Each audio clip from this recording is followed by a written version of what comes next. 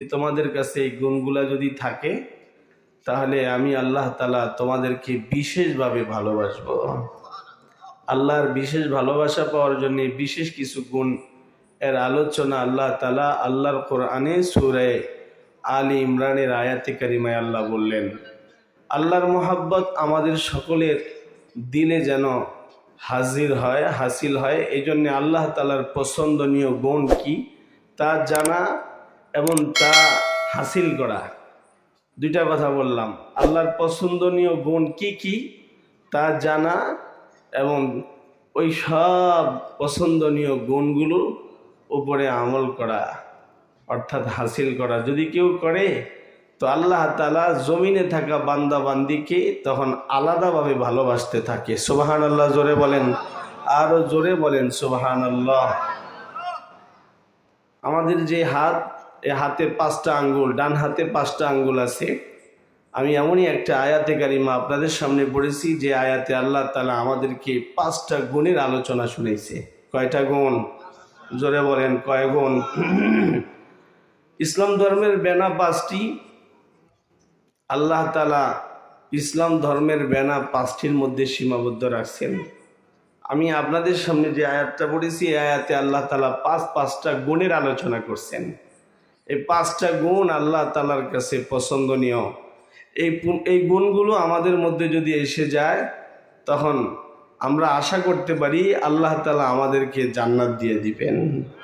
আল্লাহ তাআলা বলেন, বান্দা আস-সাবিরিনা ওয়াস-সাদিকিনা ওয়াল-কানিতিনা ওয়াল-মুনফিকিনা ওয়াল-মুস্তাগফিরিনা বিল আসহার। তোমরা মানুষকে ভালোবাসো গুণের কারণে, তোমরা একে অপরের সাথে ভালোবাসা রাখো গুণের মাধ্যমে, গুণের ভিত্তিতে তোমরা একে অপরকে মহাব্বত করো। মানুষ মানুষকে মহাব্বত করে গুণের ভিত্তিতে।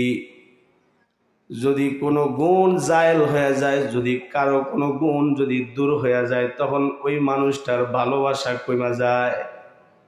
ছোট্ট করে একটা উদাহরণ দিই, বাস্তব। ছেলে মেয়ে উভয় একে অপরকে ভালোবাসা বিয়ে করেছে। একে অপরকে দেখা ভালো লাগছে, প্রথমে কথা বলছে, তারপরে দেখা ভালো লাগছে, তারপরে বিয়ে হয়েছে। যার কাছে যেই গুণটা প্রয়োজন ওই গুণটা যখন সে অন্যের কাছে দেখছে তো তখন তার প্রেমে পড়ছে। যুবক ভাই, ভালো করে শুনে যাও, তুমি যে একজনের ভালোবাসো, যদি তোমার পছন্দনীয় গুণ তার মধ্যে থাকে তাহলে তুমি তারে ভালোবাসবা। এটা মানুষের একটা আদত, মানুষের একটা অভ্যাস হলো তার ভিতরে পছন্দনীয় জিনিস যেটা আছে এটা যদি কারো মধ্যে পাওয়া যায় তো ওই জিনিসটার কারণে তখন তারে ভালোবাসি। আমার একজন মুসল্লির ঘটনা সংক্ষেপে আপনাদেরকে শোনাই। আল্লাহর বান্দা প্রথমে একজন মেয়ের সাথে রং নাম্বারে কথা বলছে। লম্বা সময় কথা শুধু মোবাইলে বলেছে, এরপরে ভিডিওতে কথা হয়েছে, এরপরে একে অপরের সাথে দেখা করেছে। দুইজনের সম্মতিতে তারা পিতামাতা ছাড়া কোর্টে গিয়ে বিয়ে বসেছে। তার মানে ছেলে মেয়েরে পছন্দ করছে, মেয়ে ছেলেরে পছন্দ করছে, বিয়ে হয়ে গেছে। কিন্তু দুর্ভাগ্যজনক বিয়ের 14 বছর পার হওয়ার পরে হঠাৎ করে ছেলেটা পাগল হয়ে গেছে। যেই ছেলেটা বিয়ে করছে ওই ছেলে পাগল হয়ে গেছে।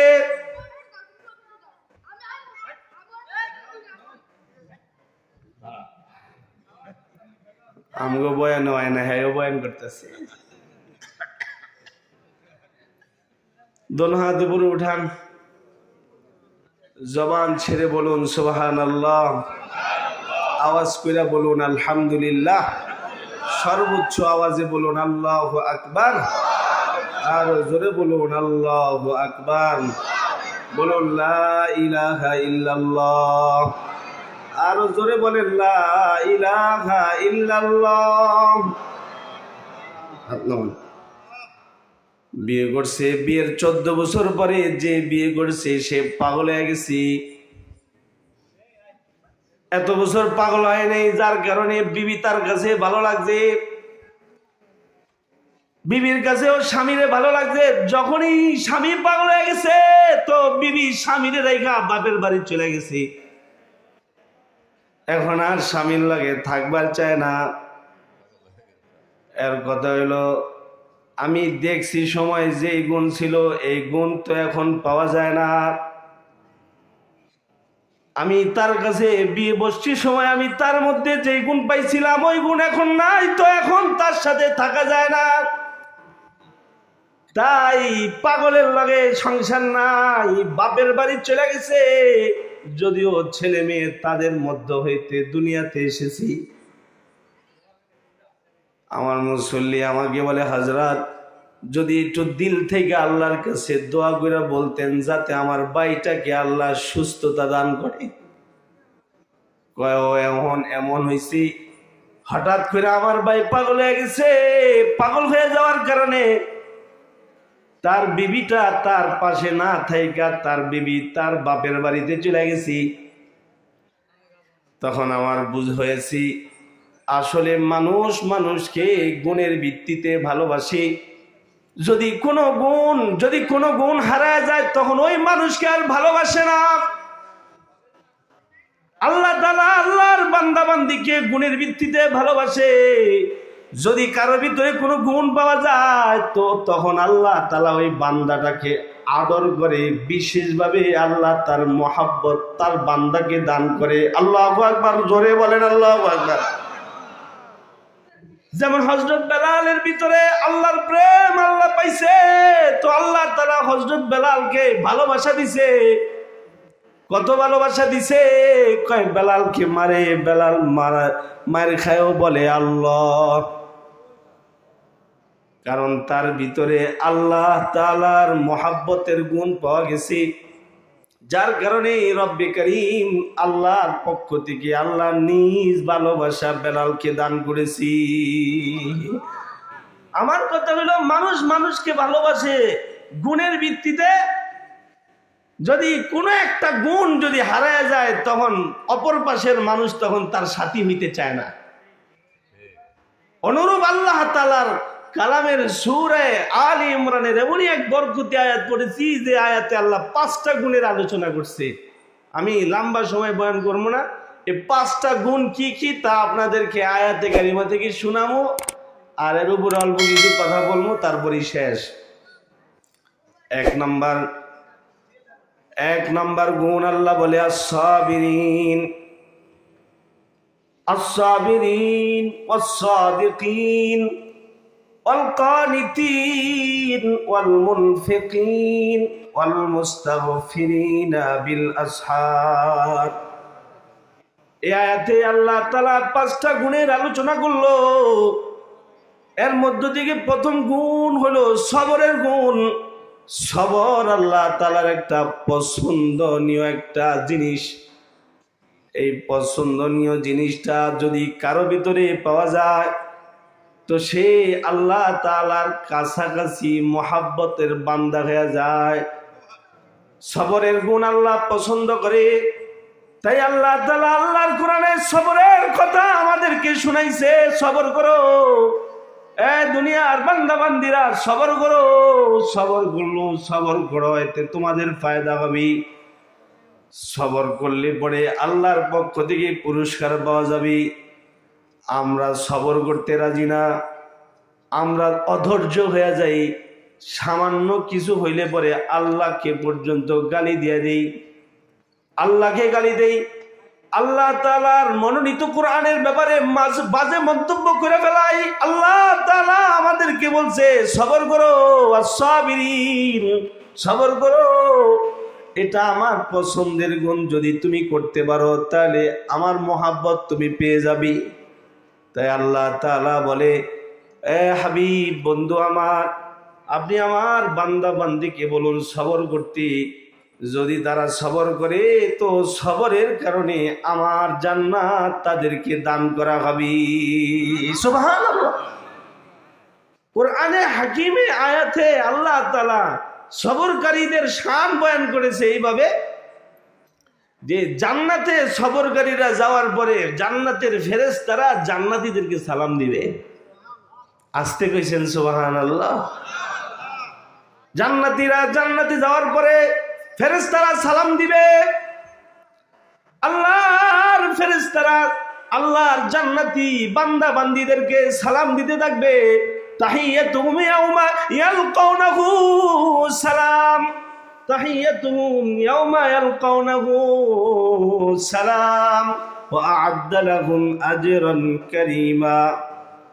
আল্লাহ তাআলা বলেন জান্নাতীদেরকে বলা হবে সালাম, শান্তি তোমাদের উপরে বর্ষিত হোক, শান্তিদাতা তোমাদেরকে শান্তি দিক।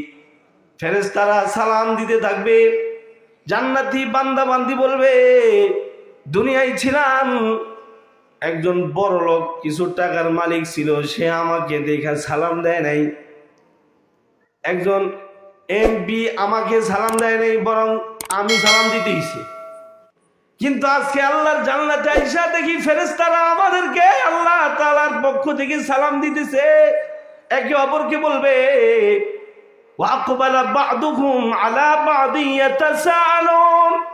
আল্লাহর কোরআনে আল্লাহ তাআলা জান্নাতীদের গঠন কি হবে তা বলেছে। জান্নাতীরা একে অপরের সাথে বলা বলি করবে, কয় দেখছ আল্লাহর জান্নাতে আমরা আছি আর ফেরেশতারা আমাদেরকে সালাম দিতেছি। ফেরেশতারা আমাদেরকে সালাম দেয় কোন কারণে? ফেরেশতাদের সালাম পাওয়া তো ভাগ্যের ব্যাপার। সালাম ফেরেশতারা আমাদেরকে দিতেছে কোন কারণে সালাম আমরা পাইতেছি? ফেরেশতারা ঘুরে দাঁড়ায় বলবে, আল্লাহর ফেরেশতারা বলবে তোমরা যে দুনিয়ার হায়াতে সবর করেছো, বিমা সাবারতুম ফানি'মা উকুবাদ। দুনিয়ার হায়াতে তোমরা দুঃখে বইরা সবর করছিলা, দুনিয়ার হায়াতে তোমরা কষ্টের মধ্যে থাইকাও সবর করছিলা, ইবাদতের মধ্যে সবর করছিলা, গুনাহ না কইরা সবর করছিলা। তোমার একজনে গালি দিছে, তুমি তারে পাল্টা গালি না দিয়া সবর করছিলা। এই যে গুণ তুমি হাসিল করছো, এই জন্য আমরা ফেরেশতারা তোমাদেরকে আজকে জান্নাতে সালাম দিতেছি। এই যে সালাম, এটা বিমা সাবারতুম, এর কারণ হলো দুনিয়ার হায়াতে তোমরা সবর করেছো। আর যারা সবর কইরা আল্লাহর জান্নাতে আসবে তাদেরকে আল্লাহর পক্ষ থেকে আমাদেরকে সালাম দিতে বলা হয়েছে। সুবহানাল্লাহি ওয়া বিহামদি। সবরের গুণ আল্লাহর পছন্দের গুণ। এই কিসের গুণ জোরে বলেন তো? সবরের গুণ। সবর করা তাই আল্লাহ বলে আস-সাবিরিনা ওয়াস-সাদিকিনা ওয়াল কানিতিনা ওয়াল মুনফিকিনা ওয়াল মুস্তাগফিরিন। আল্লাহ বলে এক নাম্বার গুণ, আমার বান্দারা সবরের গুণ তোমরা হাসিল করো। সবরের সাথে ইবাদত করো, সবরের সাথে তোমরা তোমাদের পিতা মাতার খেদমত করো, সবরের সাথে দিনের উপরে চলতে থাকো। আপদ বিপদ মুসিবত আসবে, তারপরেও সবরের সাথে ইবাদতে লেগে থাকো। যদি তুমি যুদ্ধে যাও, যুদ্ধের ময়দানেও সবর করতে থাকো। ফিলিস্তিনের মুসলমানদের উপরে ইসরায়েলের হানাদার বাহিনী বোম পিং করতেছে, তখনও সবর করে। আর এই সবরে আল্লাহ তাআলা খুশি হয়। সবর এটা আল্লাহর পছন্দের গুণ। কেউ যদি সবরের মতো সবর করে, তখন তার জন্য আল্লাহর পক্ষ থেকে জান্নাত অবধারিত হয়ে যায়।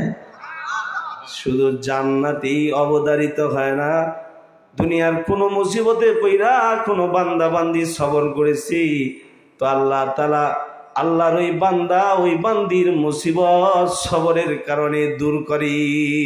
সুবহানাল্লাহ। বুখারী শরীফ জিলদে সানি কিতাবুল মাগাজিতে অনেক ঘটনা সাহাবীদের আছে। আর একটা ঘটনা সংক্ষেপে শুনাই। নবী আলাইহিস সালাতু ওয়াস সালাম সাহাবায়ে কেরামদেরকে নিয়ে উহুদের যুদ্ধের ময়দানে গেছেন। সবর করলে যে কি লাভ, সবরের উপরে থাকলে যে কি লাভ, তা আপনাদেরকে নবীজির একজন সাহাবীর ঘটনা আপনাদেরকে শুনাইতেছি। নবী আলাইহিস সালাতু ওয়াস সালাম সাহাবাই কেরামদেরকে নিয়ে যুদ্ধের ময়দানে বের হয়ে গেছি। ওহদের যুদ্ধের দামামা বেজে গেছে। আল্লাহর দোস্ত সাহাবীদেরকে নিয়ে যুদ্ধের ময়দানে যুদ্ধে আছে। লম্বা হাদিস, এই হাদিসের উপরে ইমামে বুখারী বাব বেঁধেছি। হযরত ইমামে বুখারী রহমতুল্লাহি আলাইহি লম্বা হাদিস বুখারী শরীফের মধ্যে তুলে ধরছি। আল্লাহর দোস্ত সাহাবীদেরকে নিয়ে যুদ্ধের ময়দানে আছে। প্রথম দিক দিয়ে মুসলমানদের বিজয় হয়ে গেছে, কিন্তু কাফেররা মুসলমানদের সুযোগ বুঝা তারা আবার ঘুরে দাঁড়াইছে। যুদ্ধের জয়টা মুসলমানদের হলেও নবী আলাইহিস সালাতু ওয়াস সালাম গুটি কয়েকজন সাহাবীকে একটা পাহাড়ের উপরে থাকতে বলছিল, কিন্তু পাহাড়ের উপরে সাহাবীরা যারা ছিল তারা যখন দেখলো মুসলমানরা বিজয় হইল, কাফেররা ময়দান ছেড়া পালায়ন করা শুরু করলো। সাহাবীরা যুদ্ধের ময়দানে নাইমা ইসা গনিমতের মাল তালাশ করা শুরু করলো। আল্লাহর নবীর নির্দেশ ছিল, তোমরা যারা পাহাড়ের চূড়ায় তোমাদেরকে থাকতে বলছি তোমরা থাকবে যতক্ষণ পর্যন্ত না আমি নবী তোমাদেরকে দ্বিতীয় নির্দেশ না দিব। সাহাবায়ে কেরাম আল্লাহর দোস্তের এই নির্দেশের কথা ভুলে গেল। মুসলমানরা আল্লাহর দোস্তের এই নির্দেশের কথা ভুলে গেল।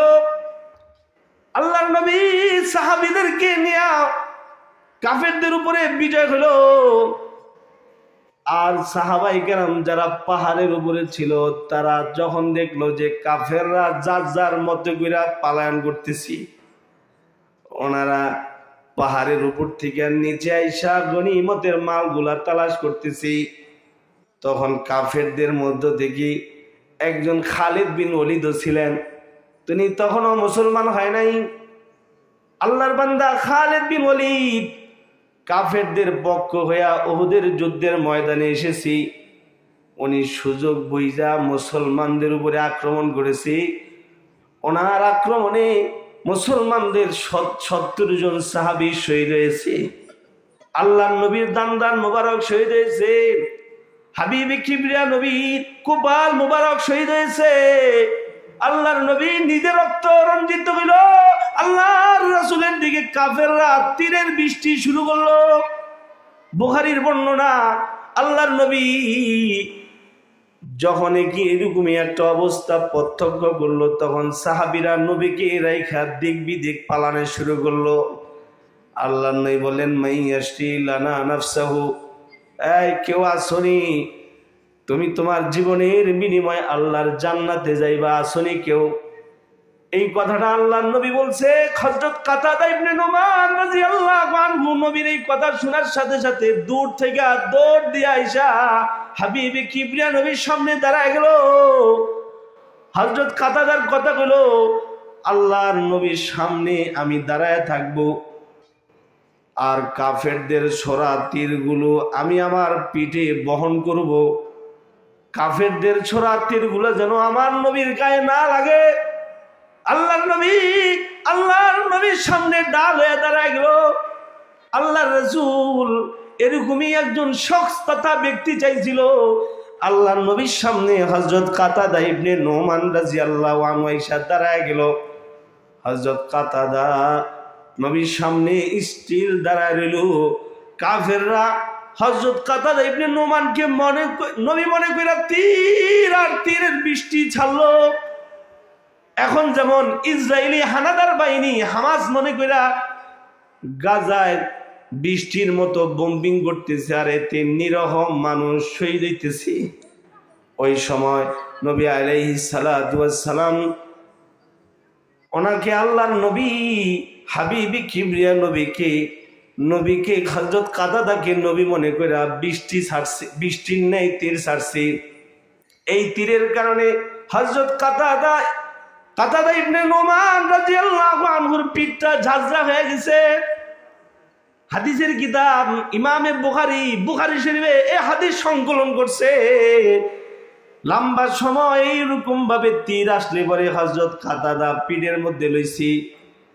হঠাৎ করে হযরত কাতাদা নবীর চেহারা রাখছে, নবীর নাক বরাবর নিজের নাকটা রাখছি, নবীর ঠোঁট বরাবর নিজের ঠোঁট রাখছে, নবীর পেট বরাবর নিজের পেট রাখছে। এক কথা আল্লাহ নবীর সামনে ডাল হয়ে দাঁড়ায় গেছে। আল্লাহু আকবার, জোরে বলেন আল্লাহু আকবার। हम फगर से कहते हैं हमारे हैं सहाबा, हम फगर से कहते हैं हमारे हैं सहाबा, अल्लाह हमें जन से प्यारे हैं सहाबा। उस चांद जो रोशन हुआ, उस चांद जो रोशन हुआ बदहा की उफुक पर, उस चांद की बंद सितारे है सहाबा, उस चांद की बंद सितारे है सहाबा। এটা নবীজির সাহাবী যারা তাদের শান, এরকম বিপদের মধ্যেও নবীর পিঠ দিয়া দাঁড়ায় নাই। আল্লাহ নবীর সামনে নিজেকে একেবারে স্টিল বানায়া ফেস টু ফেস দাঁড়ায় গেল। এদের কথা কইল, আমি গেলে যাই, আল্লাহর নবী বেঁচে থাকুক, আমার মতো মানুষ মরে গেলে সমস্যা নাই, কিন্তু আল্লাহর নবী শহীদ হয়ে গেলে গুনাহগার উম্মতকে কে বুঝাবে?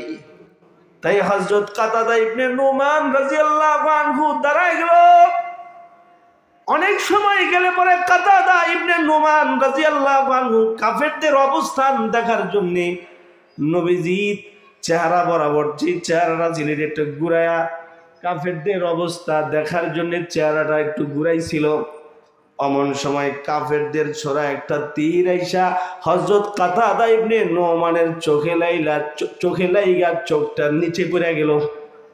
হযরত কাতাদা ইবনে নুমান চোখ হারায় ফেলল। চোখ হারায়ও কোনো কথা নাই, কারণ কথা বললে পরে আল্লাহর নবী কষ্ট পাবে। এই জায়গায় দাঁড়ায় থেকে সবর করতে হবে, কারণ সবর এটা আল্লাহ তাআলা পছন্দ করে। আওয়াজ করে জোরে বলেন, কে পছন্দ করে? আল্লাহ। সবরের গুণ আল্লাহ তাআলা পছন্দ করি। as-সাবিরিন, আল্লাহ বলে সবর করো। হযরত কাতাদা পিঠে তীর লইছে, চেহারা ঘুরাইতে গিয়া তীর পয়রা নিজের চোখটা হারায় ফেলছে। তখনও কোনো কথা নাই, লম্বা সময় এরকম ভাবে দাঁড়ায় থাকছে। কাফেররা আল্লাহর নবীর শহীদ হয়ে যাওয়া বিষয়টা নিশ্চিত মনে করে এবার বাড়ির দিকে রওনা দিয়েছে। বুখারী জিলদে সানিতে আছি, কাফেররা মদিনায় রটায় দিল, কুতিলা মুহাম্মদুর রাসূলুল্লাহ শহীদ হয়ে গেছে, মুহাম্মদুর রাসূলুল্লাহ শহীদ হয়ে গেছে। কারণ যত তীর মারছি সবগুলা তীর ওনার গায়ে লাগছে, অথচ আল্লাহর নবী হাবিবে কিবরিয়া নবীর গায়ে তীর লাগে নাই। কারণ যত তীর মারছে সব তীর হযরত কাতাদা ইবনে নুমান তার পিঠে বহন করেছে। হযরত কাতাদা যুদ্ধ শেষ হয়ে গেলে পরে পড়ে গেছি, আল্লাহর নবী নিজেও আহত হয়েছে। নবী আলাইহিস সালাতু ওয়াস সালামের কপাল মুবারক শহীদ হয়েছে, আল্লাহর নবীর দান্দান মুবারক শহীদ হয়েছে। আল্লাহর নবী লৌহ বর্ম পরেছিলেন, লোহার পোশাক পরছিলেন। ওই লোহার পোশাক পরার কারণে আল্লাহর নবী নিজেও ক্লান্ত হয়ে গেছি। আল্লাহর নবী হাবিবে কিবরিয়া নবীকে চিকিৎসা দেওয়া হচ্ছে, আল্লাহর নবী অজ্ঞান হয়ে গেছে। এদিক দিয়ে হযরত কাতাদা ইবনে নুমান রাদিয়াল্লাহু আনহুকেও চিকিৎসা দেওয়া হইতেছে। আল্লাহর নবী হাবিবে কিবরিয়া নবীর জ্ঞান ফিরাইলে পরে আল্লাহর নবী উম্মতের দরদি নবী সাহাবীদের হালত জানতে চাইতেছে। আল্লাহর নবী বলেন, আমার সাহাবীরা, আমার সাহাবীদের হালত আমাকে শোনাও, কে কি অবস্থা আছে। উপস্থিত থাকা সাহাবীরা সকল সাহাবীদের হালত শুনাইতেছে। কেউ বলতেছে আল্লাহর নবী গো, হযরত হামজালা কিন্তু শহীদ হয়ে গেল।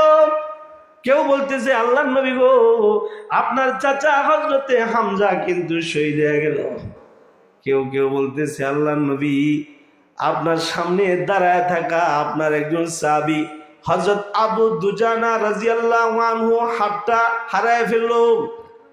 নবী আলাইহিস সালাতু ওয়াস সালাম এরকম ভাবে সকলের খবর নেওয়ার পরে এবার আল্লাহর নবী বলে, কাতাদা ইবনে নুমান হায়াতে আছে নাকি আল্লাহর জান্নাতে চলে গেছে? নবী আলাইহিস সালাতু ওয়াস সালামকে বলা হয়েছে, আল্লাহর নবী গো, আপনার কাতাদা হায়াতে বেঁচে আছে। আল্লাহর নবী বললেন, তাহলে আমাকে নিয়ে চলো কাতাদার কাছে। কারণ আমার দিকে যখন তীর মারতেছিল কাফেররা, আমার সামনে কাতাদা দাঁড়ায় দাঁড়ায় সবগুলা তীর বিড়ে লইল। আমি আমার কাতাদাকে দেখতে যাব। নবী আলাইহিস সালাতু ওয়াস সালাম হযরত কাতাদা রাদিয়াল্লাহু আনহুকে দেখতে তার বাড়িতে গেল। অসুস্থ দেহ নিয়া সাহাবীদের কাঁধে ভর কইরা আল্লাহর নবী হযরত কাতাদার বাড়িতে গিয়া হাজির হইল। আল্লাহর নবী হযরত কাতাদার পাশে গিয়া তাশরিফ নিল। আল্লাহর নবী বলে, কাতাদা কেমন লাগে? তোমার শরীরে কি ব্যথা অনুভব হইতেছি? খেয়াল করে শুনেন বাবা, খেয়াল করে শুনেন যুবক ভাই। আমার পূর্বে আমার মুরব্বী আপনাদেরকে চমৎকার মিষ্টি কণ্ঠে বড় আজব আলোচনা শুনাইছি, যার আলোচনা আমি লম্বা সময় বয়ে বয়ে শুনছি। আপনারা ওনার আলোচনা শুনে তৃপ্তি লাভ করছেন। আমি শুধু ঢাকা থেকে এসেছি, অল্প কয়েকটা কথা বলেই চলে যাব।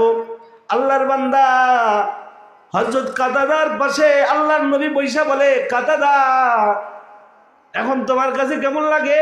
হযরত কাতাদা বলে, আল্লাহর কসম আল্লাহর নবী গো, আপনাকে দেখার আগ পর্যন্ত আমি বিশাল ব্যথা অনুভব করতেছিলাম।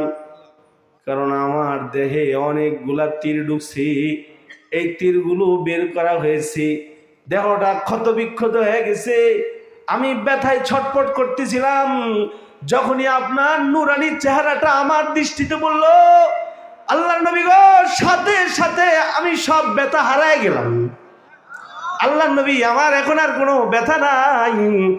কাতাদা ইবনে নোমান রাদিয়াল্লাহু আনহু বলছি, আল্লাহর নবী হযরত কাতাদার পাশে বৈশা হযরত কাতাদার কথা শুনে নবী আলাইহিস সালাতু ওয়াস সালাম হযরত কাতাদা রাদিয়াল্লাহু আনহু চেহারার দিকে দৃষ্টি গেল।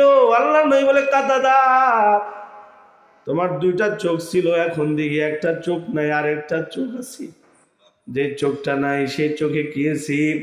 হযরত কাতাদা ইবনে নোমান রাদিয়াল্লাহু আনহু বলে, আল্লাহর নবী গো, কাফেররা যখন আপনাকে লক্ষ্যবস্তু বানায় তীর নিক্ষেপ করা শুরু করলো, আমি কাতাদা আপনার সামনে গিয়া ডাল হয়ে দাঁড়াইছিলাম। ঠিক অমন সময় কাফেরদের তীরগুলা আমি গ্রহণ করতেছিলাম।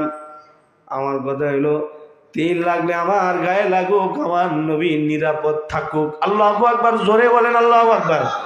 আপনারা যেমন কিছুক্ষণ পূর্বে আমার মুরব্বী, আমার বড় ভাই আপনাদের কাছে সাদাকার জন্য জবান খুলেছে, আপনারা আপনাদের পক্ষ থেকে সর্বোচ্চ কোরবানি করেছেন।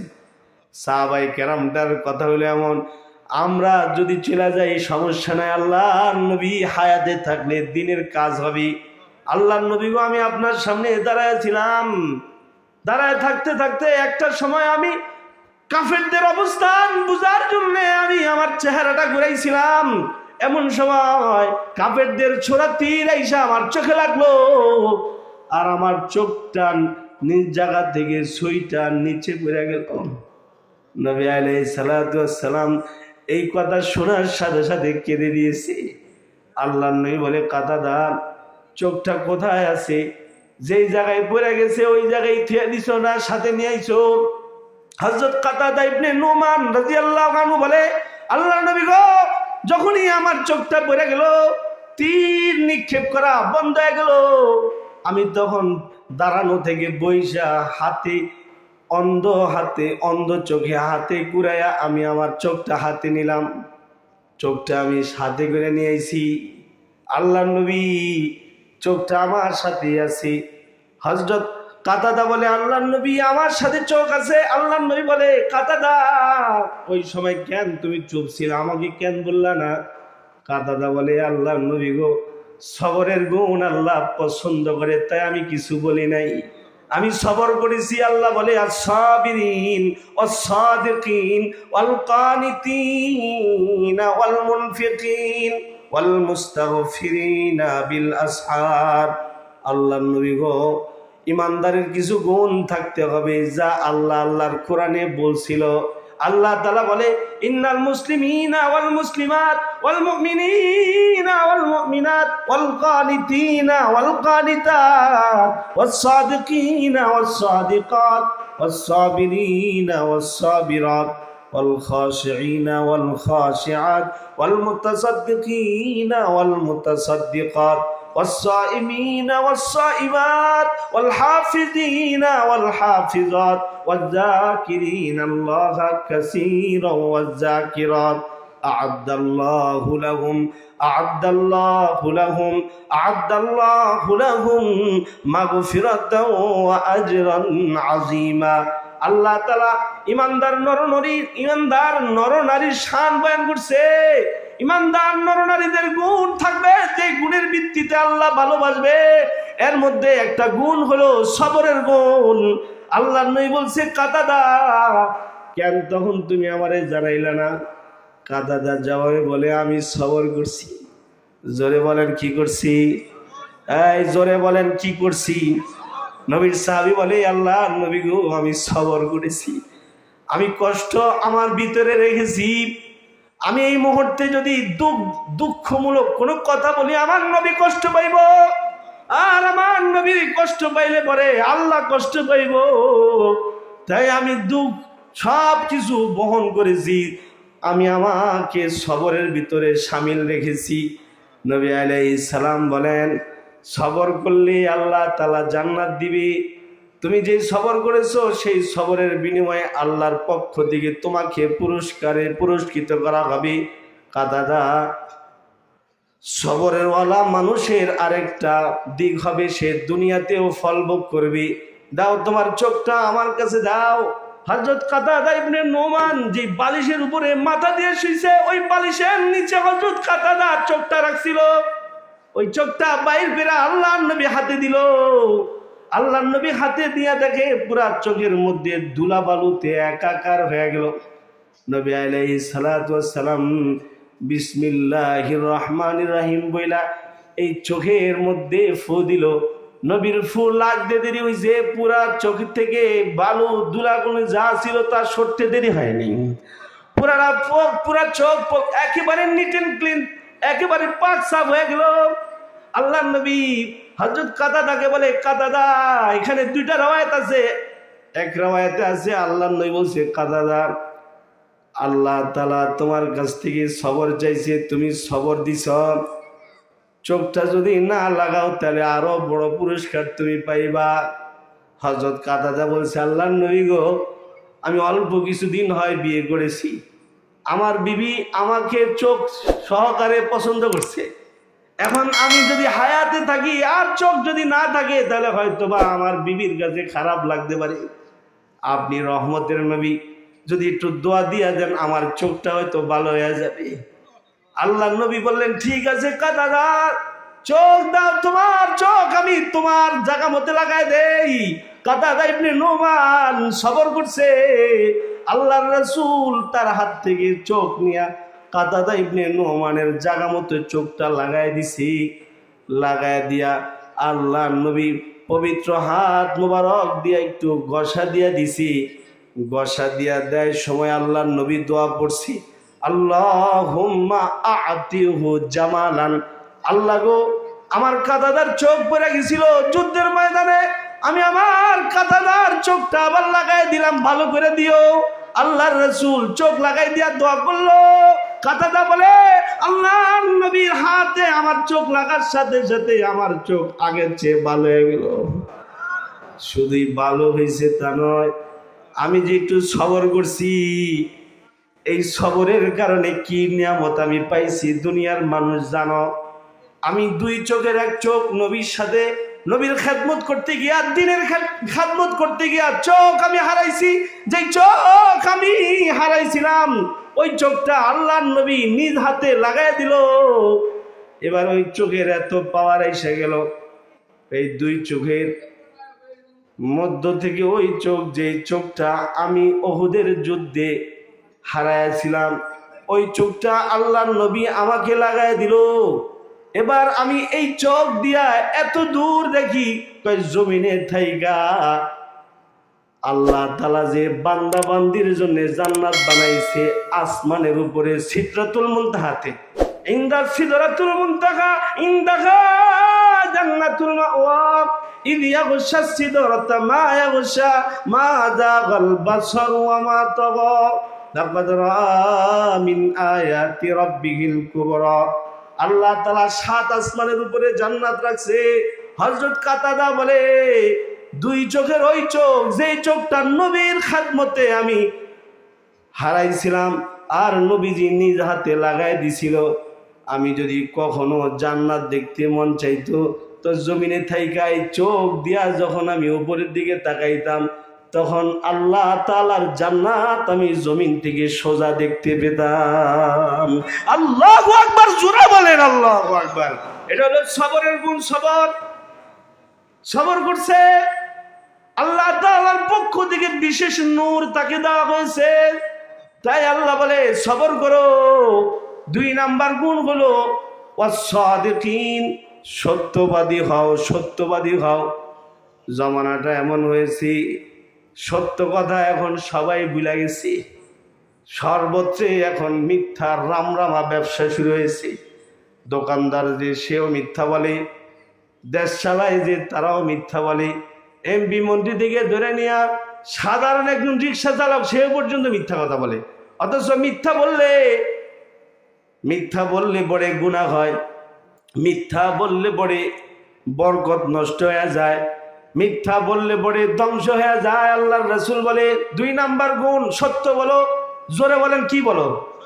আল্লাহ বলে দুই নাম্বার গুণ, আমার পছন্দের গুণ হলো সত্য কথা বলবা, সত্য সত্য সাক্ষী দিবা, সত্য সত্য ভাবে তোমরা তোমাদের হায়াত কাটাইবা।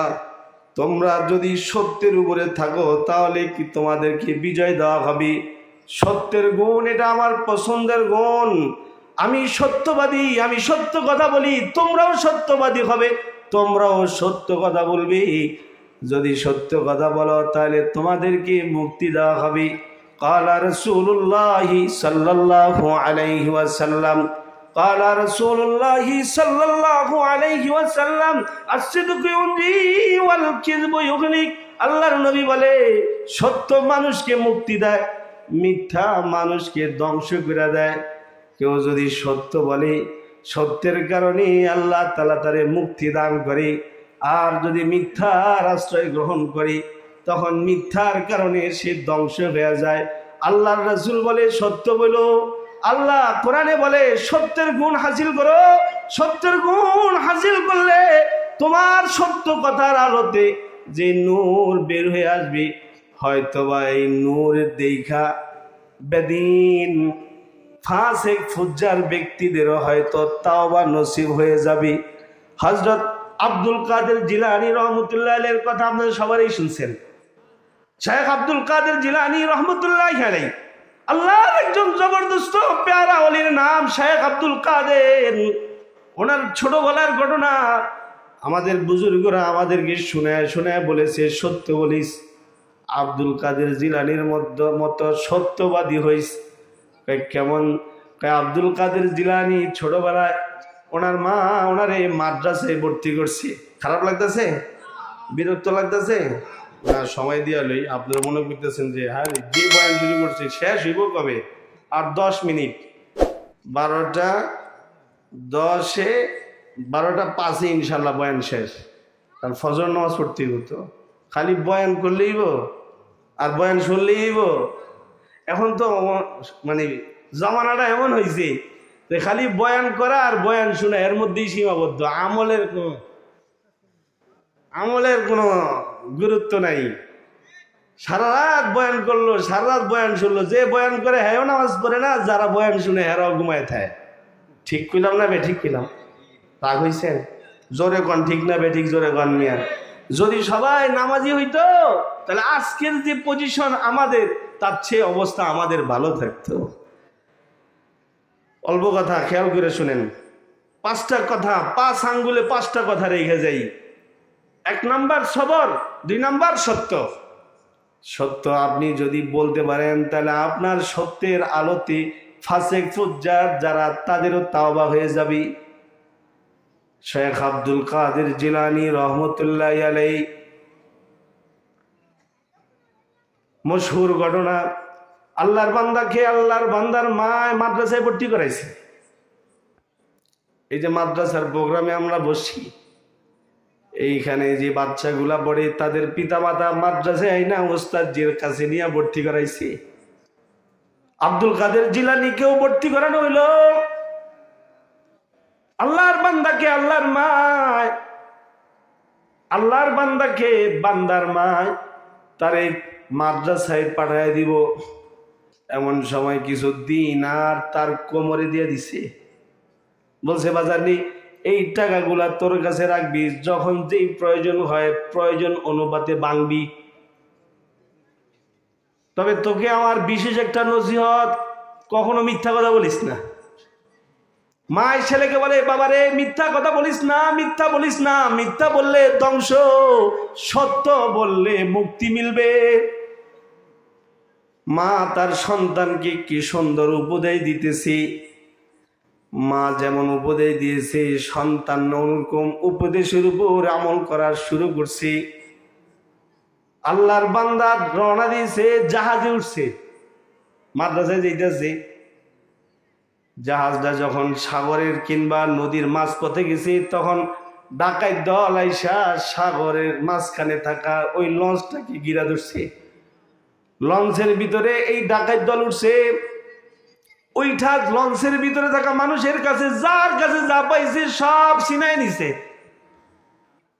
উঠছে সময় উঠছে, এখন সবাই নাই মা, তারপরে স্পিরিট বোট ব্যবহার করে চলে যাবি। নামার সময় দেখে ছোট্ট বালক আব্দুল কাদের জিলানী দাঁড়ায় রয়েছে। ছোট মানুষ, তারে ডাকাইতের একজন বলে কি কিছু আছে, আছে কিছু? ছোট মিয়া হ্যাঁ আছে তো। কি আছে?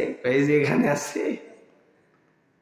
তো যে বলছে আছে, যাক যে শুনছে আছে, সে মনে করছে যে হ্যাঁ মনে বুঝে না আমার কথা, তাই বলছে আছে। অনেক সময় বাচ্চারা অনেক কথা না বুঝেই বলে। আব্দুল কাদের জিলানী বলে আছে, আছে, এখানে আছে। ডাকাত দলের সদস্য বলে কি আছে? কয় টাকা আছে। সে কয় দেখি, চেক দিয়া দেখি। চেক দিয়া দেখতে গিয়া দেখি হ্যাঁ কোমরের মধ্যে আব্দুল কাদের জিলানীর কোমরের টাকা আছে। ডাকাতের এই সদস্য বাকি সব ডাকাতদেরকে ডাইকা বলে কারবার দেখছো নি, ঘটনা কি ঘটছে জানো নি? আমরা তো মানুষের কাছ থেকে টাকা পয়সা ছিনায় নিয়েছি। আমরা স্পিড বোর্ডে উঠা তাড়াতাড়ি জায়গা ত্যাগ করবো। কোনো মুহূর্তে আমি ছেলেটাকে জিজ্ঞাসা করছি তোমার কাছে কোনো সয় সম্পত্তি আসেনি? ছেলেটা বললো আছে। কয় সত্যি সত্যি আমি পাইছি। ডাকাতের সকল সদস্যরা এসে আব্দুল কাদেরকে গিরা ধরছে। বাইর কর কি আছে দেখি। বাইর করে দেখে দিনার আছে, দিনার, দামি দামি জিনিস আছে। ডাকাতের সর্দার বলে এ ছেলে, যদি তুমি না বলতে তোমার কাছে যা আছে, যদি না বলতে তাইলে তো তোমার কাছে এগুলো থেকে যেত, তুমি আর না বললেই তো পারতি। আব্দুল কাদের জিলানী বলে না, আমাকে এরকম জিনিস শিক্ষা দেওয়া হয়েছে না। আমাকে যখন প্রশ্নই করা হয়েছে আসেনি কিছু, তখন আমি কেমন করে বলি নাই আমার কাছে আছে, আমি তো বলতে পারি না নাই। এই জন্যই বললা হ্যাঁ। তোমারে কে শিখাই দিল বলতে? কে বললো? আমাকে যখন আমার মা বিদায় দিছিল তখন আমারে বলছিল আব্দুল কাদের দিয়া দিলাম, টাকা পয়সা দিয়ে দিলাম, যখনই প্রয়োজন হয় মনে করস তখনই নিয়া ভাইঙ্গা তুই তোর জরুরত পূরণ করিস। তবে সাবধান বাবা, মিথ্যা কথা কিন্তু বলবি না। তুই যখনই কখনো তোকে কেউ কিছু জিজ্ঞাসা করবে তখন সত্য কথা বলবি। আমার মা বলে দিছে মিথ্যা কথা না বলতে। আর আপনারা আমাকে জিজ্ঞাসা করবেন আসেনি আর আমি মিথ্যা বলবো, এটা হইতে পারে না। আমার মার আদেশ আমি অমান্য করতে পারি না। আব্দুল কাদের জিলানীর এই কথা শুনা, আব্দুল কাদের জিলানী রহমতুল্লাহ আলাইহির এই কথা শুনা কাফেরদের মধ্যে কান্না শুরু হয়ে গেল। এরা বলতেছে ভাই দেখলানি একটা বাচ্চা ছেলে মার কথা অমান্য করতে রাজি না, আর আমরা ডাকাত হইয়া আল্লাহ তাআলার এত নিয়ামত ভোগ করতেছি, কিন্তু আল্লাহর হুকুম আমরা মানি না। বাচ্চা ছেলে মার কথার অমান্য করে না, আর আমরা আল্লাহর হুকুম মানতে রাজি হই না। ডাকাইত সকলে কান্না করলো, সকলেই কান্না করে এবার বলল, আর কত আল্লাহর নাফরমানি করবো?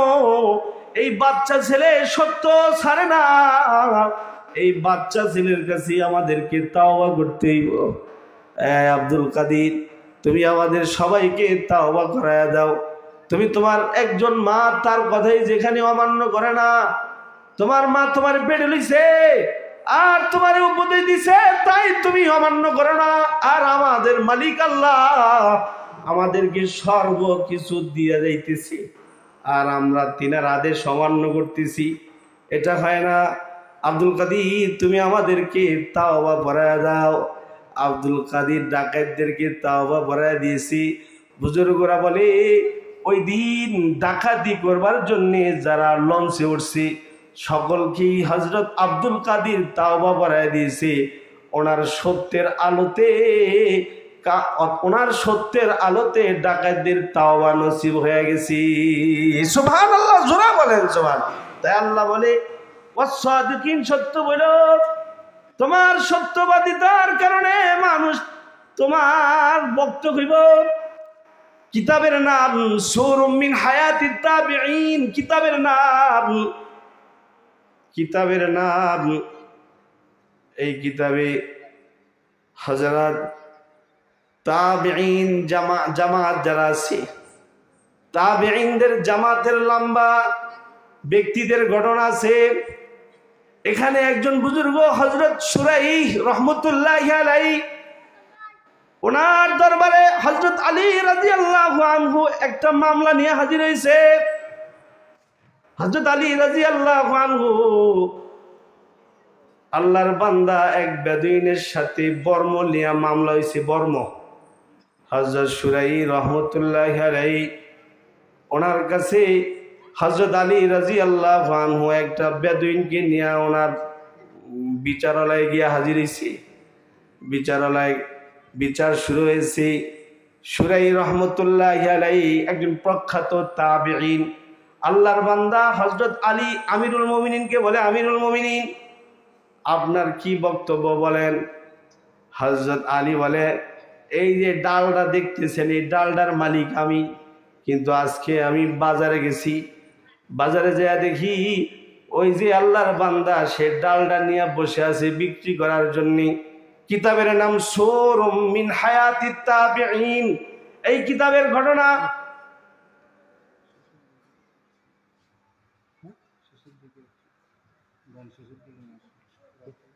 মাশাআল্লাহ, মাশাআল্লাহ, জাযাকাল্লাহ।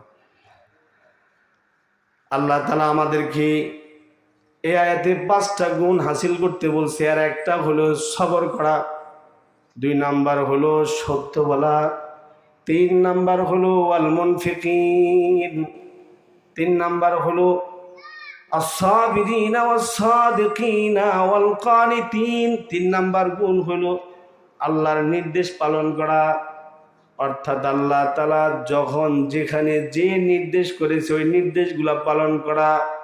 4 নাম্বার হলো ওয়াল মুনফিকিন, আল্লাহ তাআলা আমাদেরকে যা কিছু দিয়েছে তা থেকে ব্যয় করা। আমাদের কাছে যে সব সম্পত্তি আছে, এই সব সয় সম্পত্তিগুলোর মালিক কে? আওয়াজ করে জোরে বলেন কি? আল্লাহ বলেন, তোমাদের কাছে যা আছে এই সব কিছুর মালিক কিন্তু আমি। এগুলো তোমাকে সাময়িক সময়ের জন্য তোমাকে দেওয়া হয়েছে। তোমার হায়াত শেষ হয়ে গেলে তোমার এই যা কিছু আছে সব তোমার রেশতাদারদের মধ্যে বন্টন করা হবে।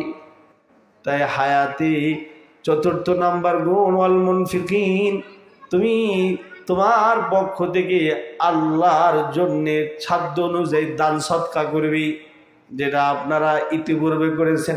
5 নাম্বার গুণ আল্লাহ তাআলা বলে ওয়াল মুস্তাগফিরিনা বিল আসহার, শেষ রাত্রিতে আল্লাহ তাআলার কাছে ক্ষমা চাইবে। 5টা গুণ আল্লাহ বলে, 5টা গুণ আমার কাছে পছন্দের। 1 নাম্বার সবরের গুণ, সবর। 2 নাম্বার হলো সত্যবাদিতার গুণ। 3 নাম্বার হলো আল্লাহর নির্দেশ পালন করার গুণ। 4 নাম্বার হলো আল্লাহর দেওয়া সম্পদ থেকে আল্লাহর নামে দান করার গুণ। 5 নাম্বার হলো শেষ রাত্রিতে যখন গোটা দুনিয়ার মানুষগুলো ঘুমায়া যায়, তখন তুমি একলা উঠা অজু বানায়া যায় নামাজ বিছায়া আল্লাহর কাছে ক্ষমা চাইবি।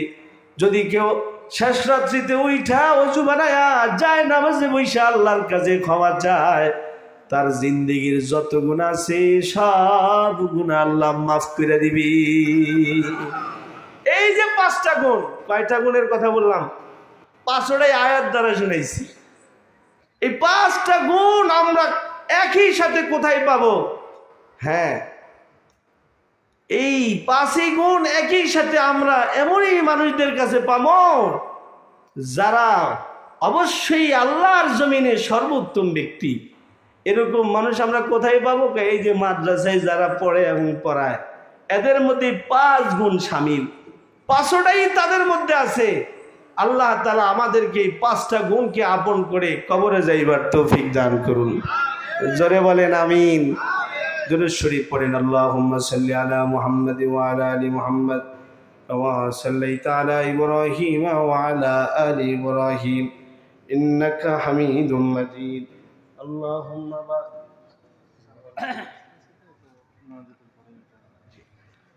اللهم بارك على محمد وعلى آل محمد كما باركت على إبراهيم وعلى آل إبراهيم إنك حميد مجيد.